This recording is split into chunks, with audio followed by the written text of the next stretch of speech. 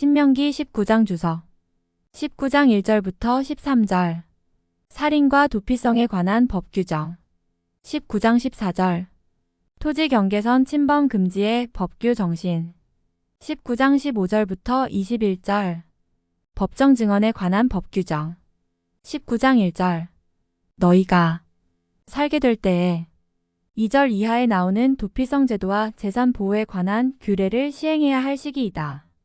그때는 요단 동편 모압 평지에 진치고 있는 이스라엘이 요단 서편 가나안 땅에 들어가 정착하게 될 때이다. 이런 시기에 대한 언급은 지친 여행길에 있던 백성들에게 가나안 땅을 기업으로 차지할 수 있으리라는 희망을 안겨주었을 것이다. 19장 2절 성읍 셋 요단 서편 땅에서 도피성으로 구별하여야 할 세 개의 성읍을 가리킨다. 이미 모압 평지에서 레위 지파에게 할당된 48개의 성읍 중 특별히 6개의 성읍을 구별하여 도피성으로 설정하라고 하나님께서는 지시하셨다. 6개의 성읍 중 3개는 요단 동편에 나머지 3개는 요단 서편 가나안 땅에 설치해야 했는데 동편이 3성읍은 이미 베셀, 길르앗, 라못, 바산 골란으로 결정되었고 나머지 3성읍을 마저 결정하여야 했는데 훗날 여호수아 시대의 갈릴리의 게데스와 세겜, 기럇 아르바로 결정되었다. 19장 3절 땅을 세 영역으로 구분하여 요단 서편 가나안 땅 전체를 거의 평균하여 세 구획으로 나누고 각 구획의 중심에 도피성을 설치하도록 하기 위함이다. 도피자가 어느 곳에 있든지 복수자에게 따라 잡히지 않고 가장 가까운 곳에 도피성으로 도망갈 수 있게 하기 위한 것이다. 이것은 오늘날 어떠한 상황에서든 그리스도께로 나아갈 수 있는 길은 열려 있으며 나아갈 때에 구원을 얻을 수 있다는 구원의 진리를 예표해준다. 죄인이 살 수 있는 길은 도피성 되시는 예수 그리스도께로 들어가는 것이다. 19장 4절 살 수 있는 경우는 다음과 같다. 이스라엘의 도피성 제도와 이방인의 성역 제도 사이에는 분명한 차이점이 있다. 헬라나 로마 등 고대 여러 국가에도 신전과 같은 성역이 있어서 그곳으로 도피하는 자의 생명을 보호하는 제도가 있었지만 그들의 성역 제도는 성역 그 자체를 신성시했기 때문에 어떠한 죄의 경우라도 일단 그곳에 피신하기만 하면 다 보호받을 수 있었다. 하지만 이스라엘의 도피성 제도는 그렇지 않았다.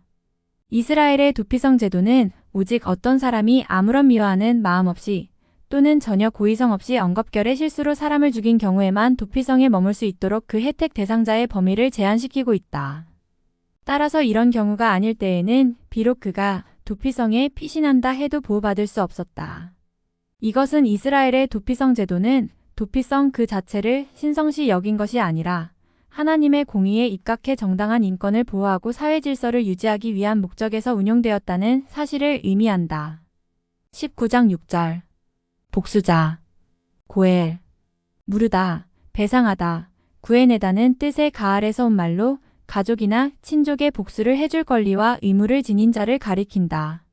고대 근동의 풍습에는 다른 사람으로부터 죽임을 당한 피살자의 가장 가까운 혈족이 복수자가 되어 살인자의 생명을 요구할 권리와 의무가 있었다. 이것은 노아시대 이래 피를 흘리게 한 자는 그자 역시 피를 흘려야 한다는 피에 대한 율법 사상에 근거한 규례였다. 그러나 도피성 제도는 피를 흘리게 한 자 중 오살자에 대한 복수만큼은 금하고 있는데 이것은 개인적인 감정을 통제해 무모한 피해 보복을 막자는 데 목적이 있었다. 19장 6절 거리가 너무 멀면 따라가서 죽일 터이니 그러므로 가나안 땅이 새 도피성은 가나안 전역을 3등분한 분할 지역 그 어느 곳에서도 하루 이내에 도달할 수 있는 거리상에 설치되었다. 19장 8절 약속한 모든 땅을 너희에게 주실 때 도피성 제도의 시행 시기에 관해 거듭 언급하는 이유는 백성들이 아직 그 같은 제도를 시행할 수 있는 여건이 준비되지 않아 그 제도를 무용지물로 여기지 않도록 하기 위한 것이다. 즉 도피성 제도는 이스라엘이 모세를 통해 받은 하나님의 모든 율법을 다 준행할 수 있는 지리적 여건이 마련된 시기에 시행할 제도였던 것이다. 19장 12절 붙잡아다가 복수자의 손에 넘겨 모세 율법에 의하면 일단 어느 지역에서 살인 사건이 발생하면 근처 성읍의 장로들은 사람을 파송하여 도피성에 피신해 있는 살인자를 체포해야 했다. 그리고 그를 피살자의 친족들에게 넘기기에 앞서 그 살인 사건에 대해 공개 재판을 해야 했다. 성문 앞 여러 사람들이 보는 데서 성읍 장로들의 주관하에 살인자의 고의성 여부를 공정하게 재판해야 했다. 재판 결과 살해자의 고의성이 판명되면 그는 피살자의 친족, 즉 복수자의 손에 넘겨졌다. 그러나 재판 결과 고의성 없이 실수로 살인하였음이 판명되면 그는 다시 도피성으로 보내져 당시의 대제사장이 죽을 때까지 그곳에 머물러야 했다. 이러한 절차는 도피성이 고의적으로 살인한 자들의 은신처가 되지 않게 했다. 이는 하나님의 사랑과 긍휼을 핑계 삼아 죄를 범한 자는 결단코 하나님의 자비를 입을 수 없음을 보여준다. 한편 이런 조치로 이스라엘 공동체는 사회의 공의와 질서를 확립하고 한편으로는 죄악에 대해 엄중 경고하는 효과를 거두었다. 19장 13절 종정을 베풀어서는 안 된다. 아무리 억울하고 원통한 일을 당하였다 하더라도 결국 상대방을 용서해주고 사랑하라는 것이 신구약 성경의 계명이다.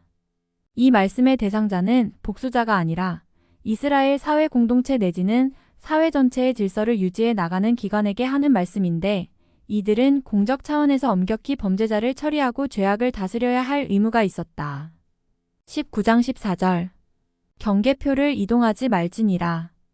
여기서 경계선이란 토지 등기 제도가 채 발달되지 않았던 고대 사회에서 전답이나 택지의 구획 또는 행정구역을 구분, 표시하기 위해 글을 새겨 세워놓은 돌이다.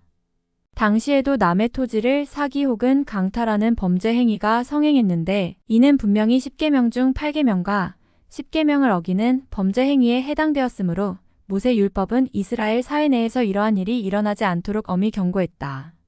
19장 15절 어떤 잘못 여기서 잘못에 해당하는 아우는 뒤집다, 굽게 하다는 말에서 파생된 단어로 율법에서 이탈된 모든 행위를 가리킨다.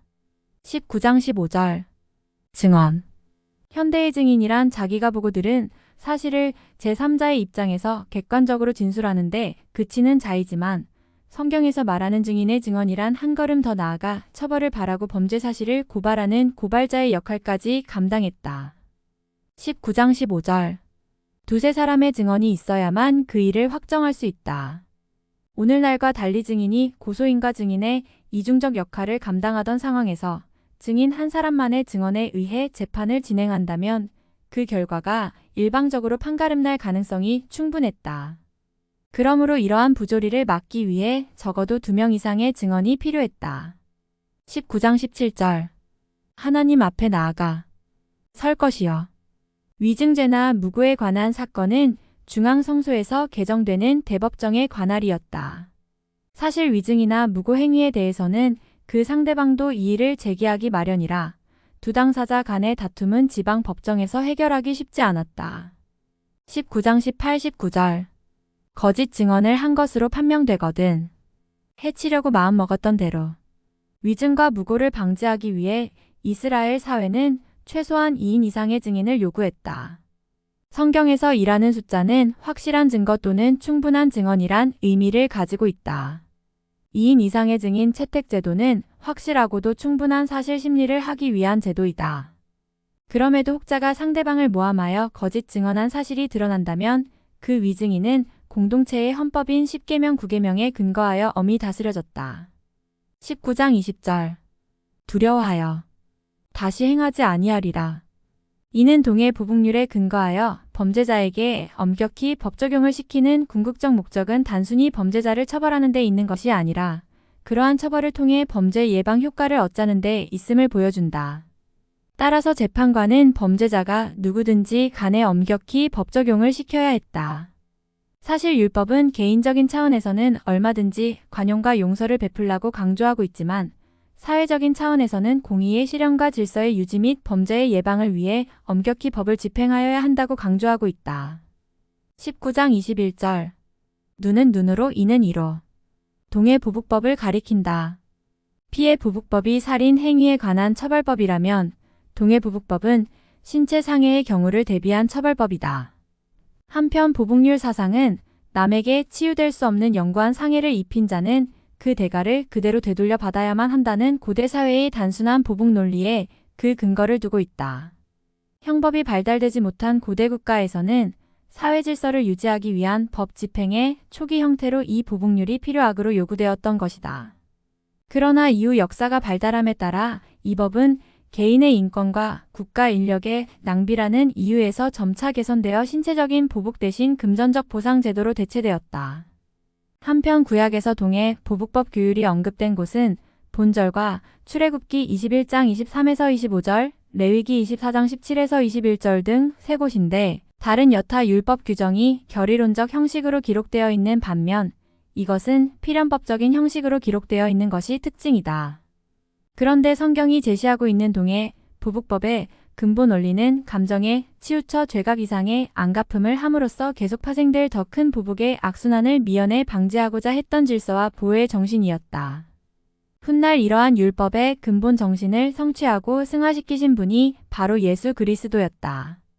예수님은 악을 악으로 갚는 인간의 단순 논리를 초월하여 악을 선으로 갚는 사랑과 희생의 법을 가르치셨다.